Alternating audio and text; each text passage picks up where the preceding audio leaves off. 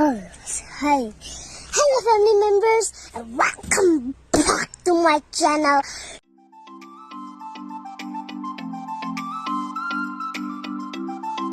Hi hello ನಮಸ್ತೆ. ಎಲ್ಲರೂ ಹೇಗಿದ್ದೀರಾ? ಎಲ್ಲರೂ ಚೆನ್ನಾಗಿದ್ದೀರಾ ಅಂತ ಭಾವಿಸ್ತಾ ನಾವು ಇವತ್ತು ಏನು ಮಾಡ್ತಾ ಇದ್ದೀವಿ ಅಂದರೆ ಸಬ್ಬಕ್ಕಿ ಪಾಯಸ, ಮತ್ತು ಇದಕ್ಕೆ ಸಾಬುದಾನಿ ಪಾಯಸನೂ ಅಂತಾರೆ.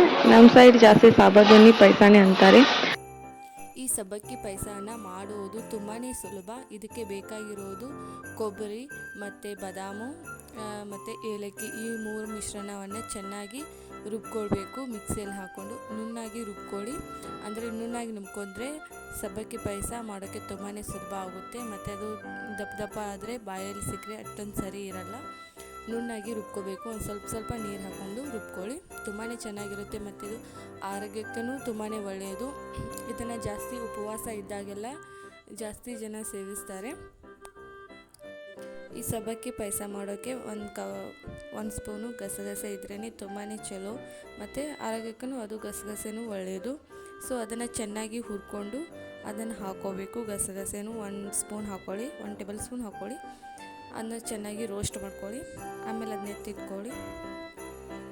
ನನ್ನ ಹತ್ರ 1 ಕಪ್ಪು ಸಾಬುದಾನಿ ಇದ್ದಾವೆ. ಸೊ 1 ಕಪ್ ಸಾಬುದಾನಿಗೆ 1.5 ಕಪ್ಪು ನೀರು ಹಾಕ್ಕೊಳ್ಳಿ. ಅದನ್ನು ಚೆನ್ನಾಗಿ ಬಾಯ್ಲ್ ಮಾಡ್ಕೋಬೇಕು. ನೀರು ಬಾಯ್ಲ್ ಆದಮೇಲೆ ಸಾಬುದಾನಿಯನ್ನು ನೆನೆಸಿಟ್ಟಿರುವ ಸಾಬುದಾನಿಯನ್ನು ಹಾಕ್ಕೋಬೇಕು. ಆಮೇಲೆ ಇದನ್ನ ಸಾಬುದಾನಿನ 1-2 ಗಂಟೆ ಆದರೂ ನೆನೆಸ್ಬೇಕು. ನೀರಲ್ಲಿ ಹಾಕಿ ಚೆನ್ನಾಗಿ ಮೊದಲು ತೊಳೆದು ಆಮೇಲೆ ನೆನೆ ಹಾಕಬೇಕು.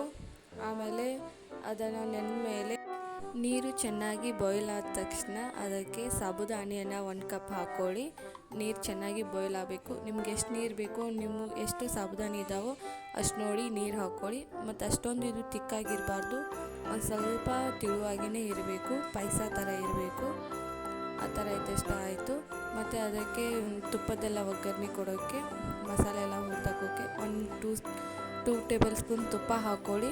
ಅದಕ್ಕೆ ಗೋಡಂಬಿ, ದ್ರಾಕ್ಷಿ ಮತ್ತು ವಾಲ್ನಟ್ಟು ಇವನ್ನೆಲ್ಲ ಚೆನ್ನಾಗಿ ಒಂದೊಂದಾಗಿ ರೋಸ್ಟ್ ಮಾಡಿಕೊಂಡು ಆ ಪಾಯಸಕ್ಕೆ ಸಾಬುದಾನಿಗೆ ಕುದಿಸಿಟ್ಟಿರೋ ಸಾಬುದಾನಿಗೆ ಎತ್ತಿ ಹಾಕ್ಕೊಳ್ಳಿ.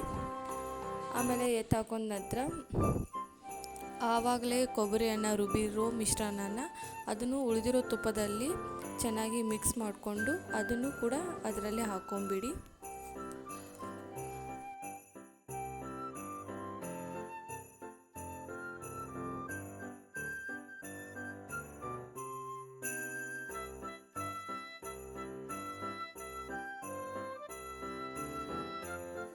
ಈ ಕೊಬ್ಬರಿಯನ್ನು ಯಾಕೆ ಹುರಿದು ಹಾಕ್ಕೋಬೇಕು ಅಂದರೆ, ಹಸಿದು ಹಾಕ್ಕೊಂಡಿರೋ ಕೊಬ್ಬರಿನೇ ಬೇರೆ ಟೇಸ್ಟ್ ಬರುತ್ತೆ, ಮತ್ತು ತುಪ್ಪದಲ್ಲಿ ಹುರಿದು ಹಾಕೊಂಡ್ರೆ ಅದೇನೇ ಬೇರೆ ಟೇಸ್ಟ್ ಬರುತ್ತೆ.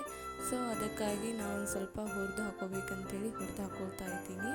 ನೀವು ಹುರಿದು ಹಾಕ್ಕೊಳ್ಳಿ. ಆದಷ್ಟು ತುಂಬಾ ರುಚಿಯಾಗಿರುತ್ತೆ ಹುರಿದು ಹಾಕ್ಕೊಂಡ್ರೆ. ಸಾಬುದಾನಿಗೆ ಸ್ವಲ್ಪ ನೀರು ಕಡಿಮೆ ಆಗಿತ್ತು ಅಂಥೇಳಿ ಮತ್ತು 1.5 ಕಪ್ಪನ್ನು ಮತ್ತು ಅರ್ಧ ಕಪ್ಪನ್ನು ನೀರು ಹಾಕ್ಕೊಂಡೆ ಅದಕ್ಕೆ. ಆವಾಗ ಸರಿ ಹೋಯಿತು. ಇಲ್ಲಾದರೆ ತುಂಬಾ ತಿಕ್ಕಾಗ್ತಿತ್ತು.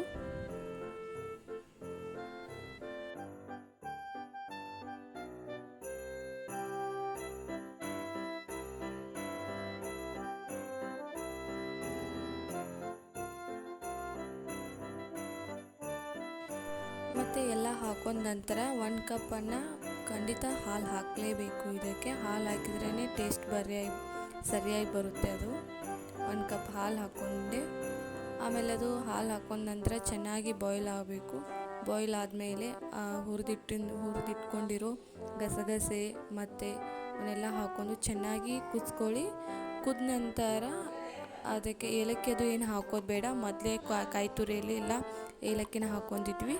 ಸೊ ಇದಕ್ಕೆ ನಿಮ್ಗೆ ಎಷ್ಟು ಬೇಕೋ ಅಷ್ಟು ನೋಡಿ ಶುಗರನ್ನು ಹಾಕ್ಕೊಳ್ಳಿ. ಶುಗರು ಹಾಕ್ಕೋಬೋದು, ಬೆಲ್ಲನೂ ಹಾಕ್ಕೋಬೋದು. ನಿಮ್ಗೆ ಯಾವ್ದು ಇಷ್ಟ ಆಗುತ್ತೆ ಅದನ್ನು ಹಾಕ್ಕೊಳ್ಳಿ. ಉಪ್ಪು ಆಪ್ಷನ್ನು, ನೀವು ಬೇಕಾದರೆ ಹಾಕ್ಕೊಳ್ಳಿ, ಇಲ್ಲಾದರೆ ಬೇಡ, ನಡೆಯುತ್ತೆ.